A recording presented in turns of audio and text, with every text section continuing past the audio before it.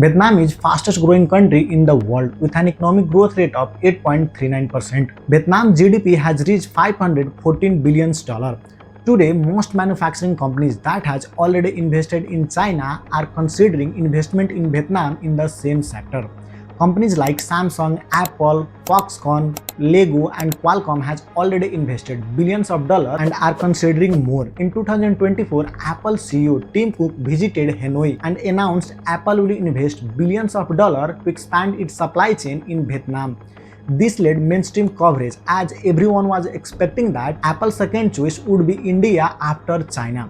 Not only this, look at this article. In May 2026, Vietnam exported more goods to US than China. Vietnam is rising fast. Last year, its economy expanded more than 7%. Vietnam's economy jumped by 8% this year. Over 3 decades, Vietnam has transformed into a global manufacturing hub. Vietnam is on the global map as a magnet. It is winning over leading investors, securing big deals and big money, and attracting the biggest global companies, the likes of Samsung, LG, Foxconn, and Apple. Economically, everything looks great, and for headlines, it's next China, right?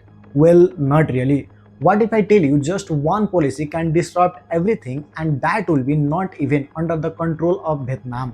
And I'm not kidding. In order to understand this, first we have to understand why so many American and other companies which are already doing great in China are pouring billions of dollars in Vietnam in manufacturing. It's called China Plus One policy. We all know the trade disputes that always persist between the United States and China. The classic example of this is recent Trump tariff. Goods manufactured in China have to face at least 40% tariff, while Vietnamese goods have to just 20%. A dispute like this is one of the main reasons why companies are investing billions of dollars in Vietnam even when they are doing good in China. So most of the time when we talk about economic boom in Vietnam, we talk about Vietnam export boom in America. So just one policy from Washington and everything will change. And it's already happening. Now you may ask, so bro, what? Even if America trade relation with China improve and tariff come at the same level, Vietnam will still have billions of dollars in FDI, real factories and real job for its people. You are not wrong. So why I'm saying this? Well, it is much more complex than just tariff. In order to understand this, first you have to analyze the import and export data of Vietnam. When you hear the news like US Vietnamese imports overtook China, Vietnam is becoming manufacturing hub, and even the next China, Vietnam must be in huge trade surplus, right? Guess what? No. In first quarter 2026, Vietnam imported goods of 126.57 billion, while the export was just 122.93 billion, and it recorded a trade deficit of 3.64 billion. This trade deficit has reached $16.65 billion as of now. That means export rose by 21% while import by 33%. The question is why? Because when you talk about the goods manufactured in Vietnam, it is not manufactured, but it is actually assembled in Vietnam.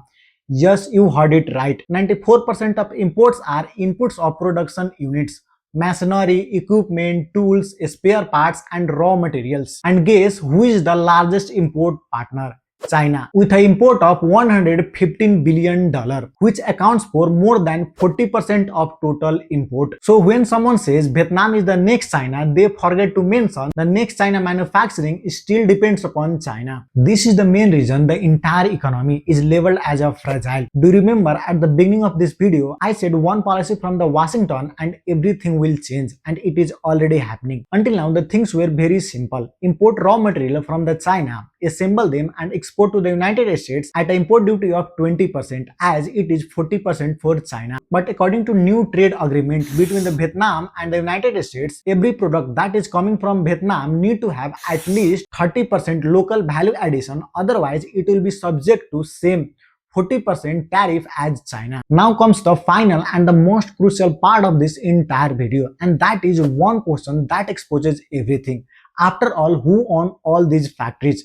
Foreign companies. 73% of total export are contributed by foreign companies. And if you count only phone, electronics and machinery, this reaches to 90%. Samsung alone contributes approximately 1/5 of total electronics export. On the other hand, domestic contribution to the global supply chain is constantly falling. and that is concerning. Economists call it a two-track economy in which foreign-owned sector boom while domestic firm struggle. Basically, exports looks growing, economy looks growing, a country looks transforming without real transformation, because a country transforms only when exports are contributed by domestic companies with real manufacturing. Does that mean everything is wrong? No. The investments are real, the factories are real, the growth rate is real. Poverty reduction from 20% to less than 4% is real. The increase in per capita income is real. But there are a few factors that make the entire economy look fragile. What do you think? Let me know in the comment section. Thank you so much for watching. If you learned anything valuable, consider subscribing. I'll see you in the next one.